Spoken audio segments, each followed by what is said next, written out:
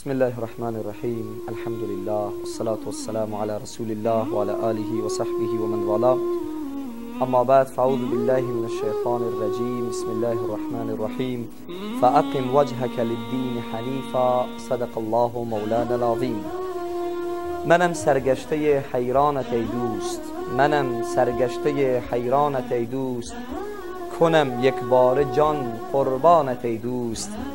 دلی دارم در آتش خانه کرده، دلی دارم در آتش خانه کرده، میان شانه ها پاشانه کرده. محضر همه شما بیننده های عزیز و محترم، برادران و خواهران مسلمان، السلام علیکم و رحمت الله و برکاته. در هر جایی که هستید، در هر سرزمینی که هستید، انشاءالله که لباس صحت و عافیت رو داشته باشید و لباس زهد و تقوا و پرهیزگاری رو داشته باشید. عزیزان، ما در کلیپ های قبلی هم گفتیم در مورد امتیازات مکتب اسلام و مخصوصا امتیازات و فواید به اصطلاح و ویژگی های عقیده اسلامی صحبت کردیم که عقیده اسلامی چه ویژگی های خود داره و چه امتیازات خود داره، و در یک قسمت از جمله فواید و از جمله ویژگی های عقیده اسلامی است که عقیده اسلامی بر اساس فطرت بشر هست. عقیده اسلامی، معتقدات اسلامی، اصول شریعت دین مبین اسلام، در مجموع خود اسلام مطابق فطرت بشر می باشد، مطابق طبیعت انسان می باشد.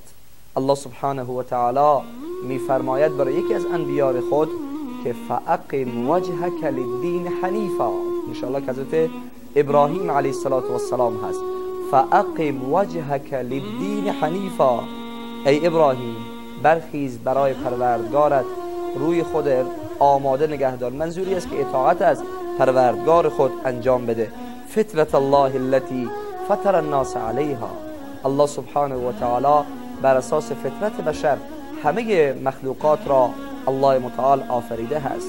فطرت انسان نیاز به آرامش دارد، فطرت انسان نیاز به خوبی دارد، فطرت انسان نیاز به پیشرفت دارد، فطرت انسان آرامش میخواهد، فطرت انسان تحصیل و تعلم را میخواهد، فطرت انسان هست که خوبی ها را میخواهد. پس فطرت الله التي فطر الناس علیها، این فطرت خداوند هست و هر دستوری که خداوند داده است بر اساس فطرت می باشد.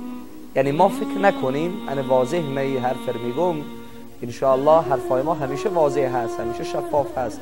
برادر و خواهر مسلمان ما، حرفای ما بیشتر حرفای دعوتی و بیدارگری و روشنگری هست.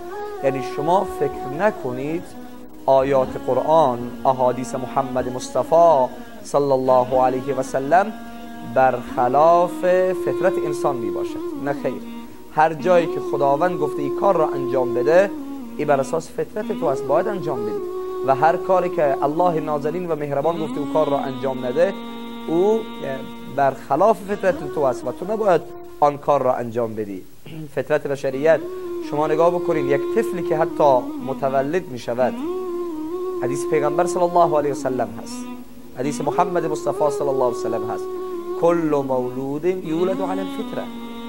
هر طفلی که حتی متولد میشه بر اساس فطرت بشریت متولد میشه. یعنی فطرتاً هر انسانی مؤمن هست، فطرتاً هر طفلی او مؤمن می باشد.